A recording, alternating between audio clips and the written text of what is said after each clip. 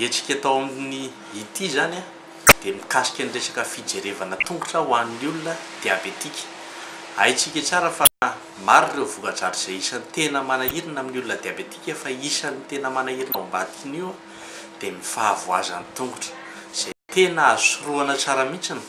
Dia ankoatran'ireo fikarakarana ny fandaminana ny diabeta zany dia isan'ny ao anatin'izay koa ilay fijerevana an'ilay tongotra mba hialana an'ilay efarany amin'ny fanapahana tongotra ary tadidio tsara. Raha ny salanisa omeny fikamban'ny raisam-pirenena amin'izao fotoana izao dia raha eran'izao tontolo izao dia ao anatin'ny faharoa mahatonga ny anapahana tongotra, antony anapahana tongotra ny diabeta.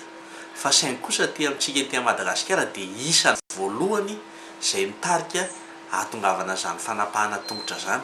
Ka hitantsika amin'izany fa somary mazana amin'ny mety hitranga aorianan'izay fanapahana tongotra izay ka ny tena tsara indrindra tsisy ohatran'ny fisorohana.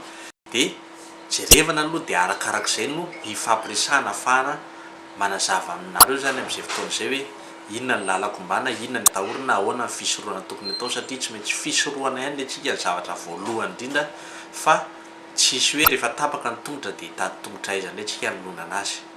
Rovina sy rovina izy ny ataontsika amin'ity moa fa toy ny efa natao hatramin'izay teo aloha ihany, dia ny amin'ity dia ny manomboka ny zomazany sy ny asabotsy.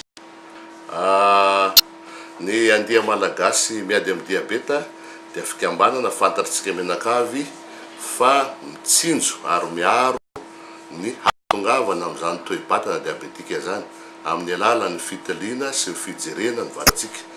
Raha tonga nefa zany fotoana tonga tsika eo amin'ny mahadiabetika izany kosa dia niezaka sy ny tanjona ihany koa dia ny miaro tonga tsy ho tonga any amin'ny fiasarotana na ny complication. Dia raha tsika mahalala naverimberina teto amin'ny tony any amanjery tony ny olana ny eo amin'ny fahitana na ny maso, olana eo amin'ny fosiny lalandra amin'ny alalan'ny tosodra sy ny fierovana amin'ny fahatapahan'ny lalandra. Dia ny fahatelo goavana indrindra koa dia ny fahatsetsena ny lalandra madinika eny amin'ny ratsambatana mahatonga ohatra ny olana eny amin'ny retsika sy ny tongotra mahatonga ny fanapahana tongotra. Ka anisan'izany sahady no hieritrretana tsika Tomasina dia efa manomboka fanomboana izay efa fantatritsika efa nataontsika ny elana amin'izany fahatapahan'ny tongotra ny diabetika izany. Zany hoe fito avril ny andro raisam-pirenena ofisialy, fa ny Amadia kosa dia efa manomboka mitarika ny saitsika hiaro ny tehantsika tsirairay any an-tokantrano any, ka dia manentana mba samy adidy masina izy dia iarovana ny tenantsika. Ka noho izany dia manentana antsika mba samy atsiaro tena amin'ny fiarovana ny zavatra fisoroha complication tompoko.